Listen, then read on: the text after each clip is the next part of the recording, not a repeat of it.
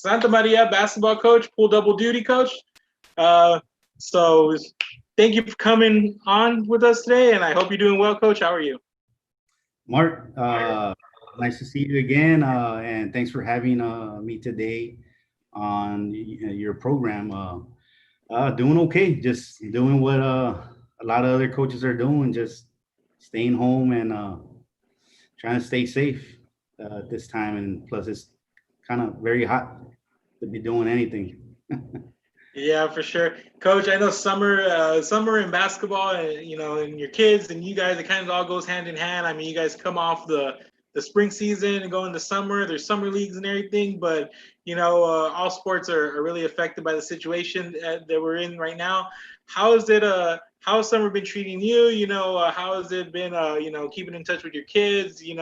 Making sure they're still doing what they need to do, but at the same time, being safe.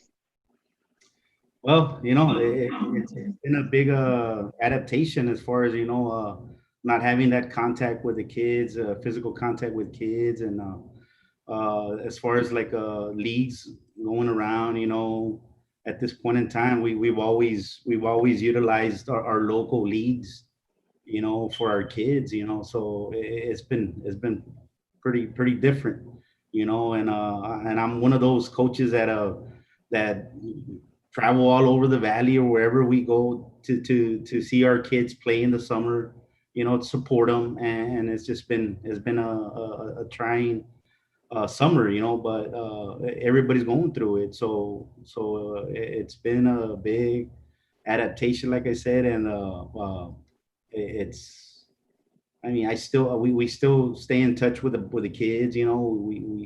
We've had some Zoom workouts. I had some of our kids doing workouts also, through Zoom, and so but it's been a lot different. It's a lot different, when you're used to working with kids, especially last year when finally UIL allowed us to have that 1 hour, 2 hour a week physical, where you can do sports specific. We just started it last year, and then this happens, so uh, it's like I said, it's been tough, but we manage, and I mean we're all on the same boat, so it's something that we hopefully it gets better sooner or later, but yeah, that's not up to us, it's not up to us, so.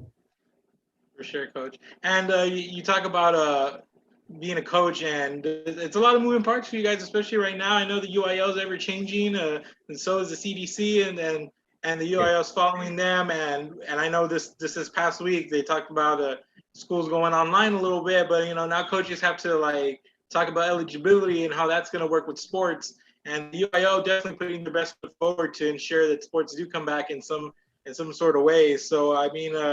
Just any thoughts on how the UIL's kind of gone forward with some of these and how they put down the eligibility options? Well, I mean, they're trying to work with us. I know UIO, they're just really waiting on the governor and TEA, see what they're putting out, and they've already had some guidelines out, but like you said, it's ever changing because it's depending on how we're reacting or what's going on with this virus, and but I know there's a big push, for sports to come back, and it's just something that we've always taken for granted. It's something that, hey, you knew the seasons come and go, so you were expecting, the first week of August, back to the football and volleyball workouts, and of course cross country is always going, but it's I know that right now there's still no plan. Every bunch of districts are still talking about what they're going to do, but they're all waiting for the state level guidance. And I know we did get was it a couple of days ago or Friday, I believe we did get another one also from UIL saying that as far as eligibility, now if you do decide to be a remote student, you still will be eligible when it comes to UIL. You still be able to participate if we do in fact have any season or seasons that are upcoming. So I mean, I guess they're trying to make every effort to say, you know what, if we are going to have sports, it's up to you to decide if you want to stay home, and you can still come in, I guess, practice and participate. You see, so we don't really know, but they're setting up those steps just in case if some students or some parents decide that they don't want to send their kids to school. So those are the deal issues that we have. But they're not really big issues, because at the end of the day, it's really the safety of our kids.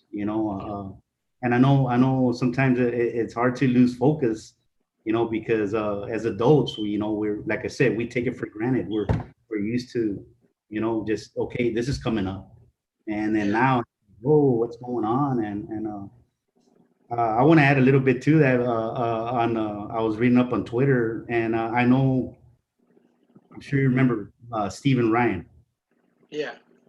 I follow Stephen Ryan on Twitter, and I guess he retweeted where, you know, a coach actually mentioned that, well, we don't, I don't want to be specific because it's a basketball portion right now, but he did mention that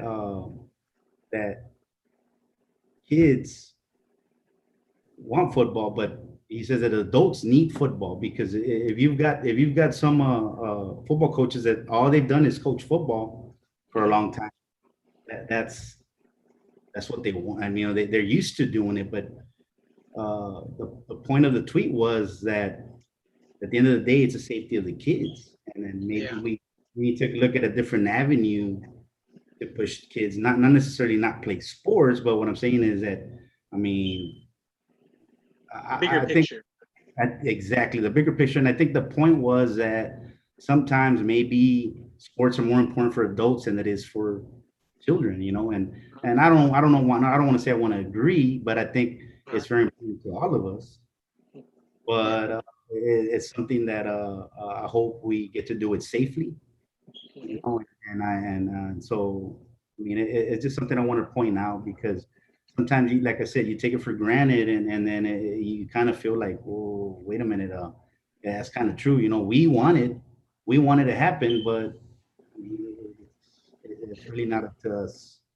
and I it's mean, and it's really and it's really about, and it's not about being making a choice, or maybe some people might look at it as selfish or whatever, but it's livelihood. It's what you do for a living. It's different than being a kid. It's your livelihood. And a lot of people, I feel there's a lot of people that say, on the contrary, need to remember that. It's not about coaches and people doing what they want. This is livelihood. This is what they've done. This is what they do. And it's hard to take something like that away. And it's I mean, sometimes sacrifices must be made, but it's everybody hurts on different kinds of levels, and that's one yeah, of the things I really want people to remember.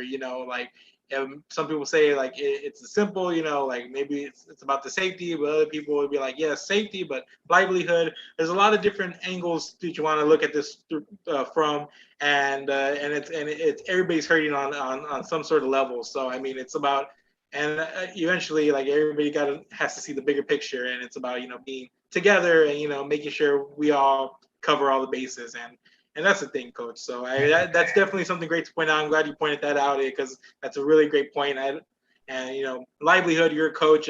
Kids want to play, but coaches want to work. So that's the thing that I think a lot of people might forget sometimes, and it's easy to forget, and it's understandable. But oh yeah, on a lighter note, coach, you had a really great spring season, and you were able to get your seasons in basketball, and on both the boys and the girls, respectively. So you guys were able to get it in. The girls had won a district title, I believe, correct?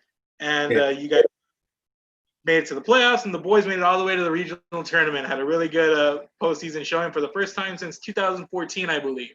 yes, So wow. I mean, it's tough coaching one team, coach, but there you were, two varsity teams, boys and the girls. Just what's that like for you? Being able to make sure that each team gets their due, but at the same time, you're coaching different kinds of kids, two different teams. So just what was that like for you this spring? Well, it was difficult, in a way that I mean, I mean, it's been a long time since I used to be part of Coach Fino's staff in Westlaco when I used to coach girls over there. It's been a long time, as far as coaching girls. But my first experience as when I started my coaching career was coaching girls. I mean, it's just a matter of trying to get that work on those trust issues, and especially with a high turnover we had as far as like having different coaches every year. The girls had success. We had a bunch of we still have, and we've had a bunch of great young ladies, in our program that really work hard, but it was tough. And like I mentioned before, the non-district was tough. I mean, the scheduling was a little challenge. We managed, and it just having to play on different dates. There was times that I had to travel. If we were in the valley, like I would conduct the practice and then I take off to make the girls game. A lot of it in non-district. I did have to travel in my own vehicle to make sure that I didn't miss any games. And a couple of tournaments we were in the same place, so we found a way to manage. Uh, and once we got into district season, it just was a lot easier in a way that well, I mean, it was a lot more stressful, but it was a lot easier in a way that we traveled together, we played at the same site together, which is very different than the bigger schools. How in the bigger Yeah. school it's totally different, so you don't have, even though you do see it, but you don't see it a lot when, they will have double headers and stuff where they have the girls varsity and the boys varsity. But we do that all the time, you Yeah. know, where we play in the same site, same date. So it was a little bit easier to transition, with a girls game and then right after with a boys game, simply because I was there. But also, I mean, I don't want to leave out as far as like I had a bunch of great coaches helping me, Mhm. and for the first time in since I've been in Santa Maria, I've actually had veteran coaches around, so they were able to, it's a lot different when you have coaches that have been there, they know what needs to get done. And so it was a smooth transition, and no point in time you had any kids like, hey, where's coach? Like, most of the time I was there. So I mean, it was difficult. But it was manageable. But it is tough, and I don't. It's something that I don't see how that can happen for many years, because it is stress. It is stressful, because as it is, a lot of there's always a lot of interpersonal relationships that you're working on throughout the year with your kids, building relationship with kids, and now you've got to manage, boys and girls, and it's challenging, but to me, the end justifies the means. And as far as like, it was very rewarding, very rewarding, and I think it wouldn't happen if I didn't have the support, of our community and our administration, plus also the fact that I had coaches that were willing and ready to help out whenever there was a need, Mhm. so that made it a lot easier, you know. So, like I said, yeah, it was difficult, but rewarding. So we'll see if we For can sure, do it. coach. Yeah, I mean, and I mean, like you said, you guys got the district title there. You guys, and then over on the boys' side, the run of the regional tournament, coach. Tough district. I know you finished as the runner up, I believe there. But you came into the playoffs, so you came over here to Tamook, and you had that great game, fell behind early. Really showed the resilience of your kids. Just as that game went on against Port Aransas, I believe it was. Just I mean, talk to me about like playoff atmospheres like that. You guys were able to make it back to the regional tournament. It's been about 6 years, but what was it about this group that kind of made for such a good postseason? Well, I want to tap into a little bit into as far as like like around this time last year. I mean, we had our kids competing almost every week, in tournaments, and kids showing up to the weight room to lift and to run and to do all the good stuff, sports specific, getting training and so of course it doesn't just happen overnight. You know, like a lot of the coaches, you know, you prepare. You know, it's funny, but I remember bumping into and sitting down talking here and there to Marco Hinojosa. You know, I mean, we were one of the few coaches that were always there supporting our kids in those leagues, you know, as far as or those AU tournaments and all that, you know. So we were very visible there, you know. So something we haven't been able to do this summer. uh, but as far as like you know the kids, you know, that run really started way before, you know, we showed up, and the fact that we were in a lot of playoff atmosphere games in non-district when we go and compete against a bunch of 4As, 5As, 6As, you know, in our non-district, you know. Of course, there's not a lot of small schools in the valley, so we most of the time we play up, you know, because the small schools that we do have, we play them in district, and so we don't really play in non-district. So almost every team that we play, we're playing up. But that did help with a lot of the preparation. Kids were able to see adversity throughout the whole year, not just when it counted, you know. So that was a big plus. And what was the difference with this group?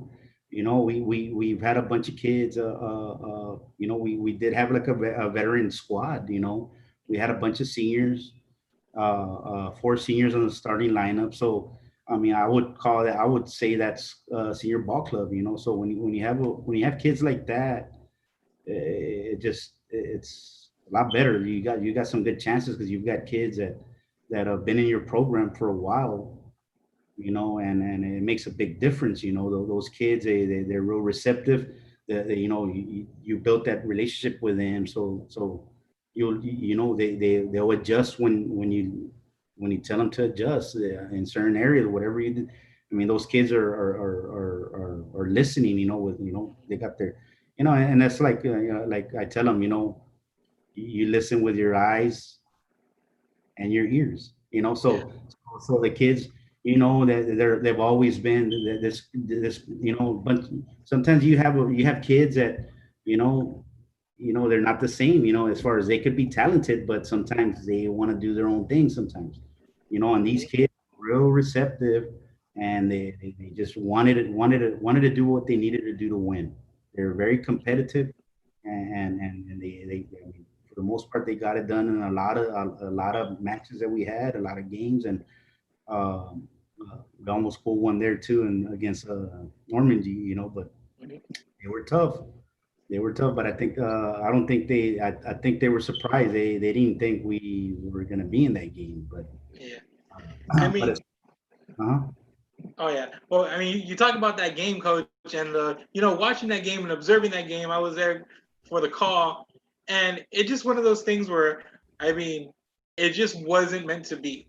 Because here's you guys fell behind. I think you guys had like one field goal for like the first quarter, like something ridiculous. Like it was just an anomaly yeah, compared to like a couple of days before. But Normandy just never could pull away, and it was just one of those things where like, what's gonna happen? And it was just like it just felt like each side was kind of shooting themselves in the foot. Normandy couldn't pull away, and then it just like I said at the end they had that little run. But I mean, just what was it about that game? That was a very strange game to be a part of, to watch as a fan, I assume to be there, like watching it as a coach. You just had a team come off an amazing third round where you guys just couldn't do no wrong, especially the last three quarters or so. And then you come into the regional, the semifinal against Normandy, and you guys can't buy a basket. But then again, your defense is keeping you in, and it was a strange game to watch. I don't know if you got the same impression from your end, but it was certainly strange to me. yeah, yes. Actually, you mentioned the word defense. You know, but I think both teams were pretty solid defensively. I mean, the first score from it took almost 2 minutes, a little bit over two. You know, got the first score like it was. I mean, we went down a few possessions each before we even got it was tough. Like they both teams played their heart out, defensively, but yeah, it took a while. But I don't want to. I've never been a coach to make excuses, but man, we were playing with a brand new ball that they had just gotten a couple hours before. They had just aired up, I mean, it was they told us we were going to use a certain ball, and then it was a different ball. So like, oh, wait a minute. I don't want to blame that, because at the end of the day, you get used to it.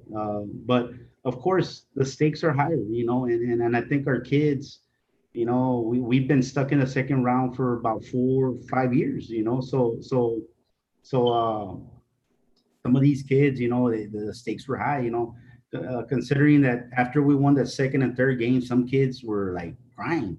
Like, I mean, because they didn't want it to end, they wanted to continue. So seeing that emotion out there, to me, also could have played was a big factor, when you show up to the regional tournament, and it's just a different atmosphere. You know that you're a win away, or you're 2 wins away from being in the state tournament, or you're a win away to be playing in a game that might determine if you're going to state tournament. So I think the boys, some of the boys were ready. They were calm and collected, but it ain't the same until you show up and play. And I think the fact that we did have a senior ball club, it took a while. But like I said, I don't want to make excuses, but I do also want to point out that our starting point guard, which has been our facilitator and our leader in that fourth quarter. That's when he starts Yeah. being. We didn't have him. And he was starting to play good, and that injury, Yeah. was a big factor also, but we still, hey, next man up, like every coach, we don't dwell on it. Hey, let's just move up and let's keep playing. But I know, I mean, I know, if we would have had a starting point guard, it could have been a difference maker, because I mean, I'm gonna go out and say that he was the fastest, quickest kid on the floor. It's just, Mhm. we didn't have him, and that hurt us, and that's something similar to what happened to us back in 2014 when we were playing Snook. Mhm. I was at that game as well. We lost by 6, so I mean, they didn't think we could play with them, but we also showed up with our I had to convert my shooting guard into a point guard, because our starting point guard messed up his knee. So I mean, even though the individual came in and did a heck of a job, Mhm. maybe I could have used him as a shooting guard, because he was my best 3 point shooter, one of my best. He was one of my top 3 point shooters. So it's the fact that you're showing up and you feel like, Ali, I don't. I mean, I'm showing up in that fourth quarter, and my top guys are. I don't have all my top guys, so that makes a difference. But like any other coach, what do? You can't you can't dwell on it. You just gotta keep fighting. Get the next man in. Hopefully the preparation is there, so they just step in and there's no drop off. But when you're coming off the bench with an underclassman, I mean, there is going to be a difference, especially in a regional tournament game. It's so I think some of those were factors, but I was still proud of our boys. They played hard, and they didn't quit, and they kept playing. Mhm. So yeah, those are things that coaches, when it's all over, you're like, God, you know what? Well, what could we have done better, or what if we had this, or what if, so I mean, but at the end of the day, that's the you don't lose sleep out of it, because that's one of the reasons why you try to do everything you can in the off season. You work so hard, and so at the end of the year, you don't say, well, could I have done more? Could I have worked harder? And so when you put in all that work, throughout the year, and then the kids were always real receptive. They always, some of these kids went to training on their own, out of school also. So a lot of that helps, because these kids wanted to win, Mhm. and they played hard, and so I mean, we have no regrets. A couple of those kids are gonna go play at CMU. And joining other athletes as well. And a lot of those teams we played during the year. Some of those we beat, and so now hopefully they're teammates over there. They're gonna be teammates. So it'll be fun. It'll be fun. Awesome, Coach. And yeah, and I just want to congratulate you on that and the success of your program. I mean, you guys, like you said, not a lot of small schools here in the Valley, but I feel in that district that you guys are in, pretty competitive. And then you talk about Santa Maria, San Pedrita, San Isidro, Santa Rosa, of course. I mean, there's all these small teams, that produce really good basketball players, and and it's just really good to see. And you guys obviously representing at the regional tournament this year, great thing to see. And just before we wrap up here, I wanted to ask you, what we do have very few small schools, but what do you think makes some of these districts as competitive as they are? In your eyes, the state of small school basketball in the Rio Grande Valley, especially in the last few years, has really, really picked up, and you guys have really played each other all really well and made some good playoff runs, got playoff wins here, district titles, things like that. Just what do you think it is about some of the small school programs here in the Valley? Well, I want to go ahead and say, of course, pride. A lot of these kids, they feel they can compete with anybody. And also the fact that that some of these small schools, their Friday night lights is basketball. And some of these schools don't have football, so you can see where the whole community's behind them. Everybody's behind them because that is their Friday night lights. You got the San Perlita, San Isidro, and even La Sara. You can see a lot of improvement on their end.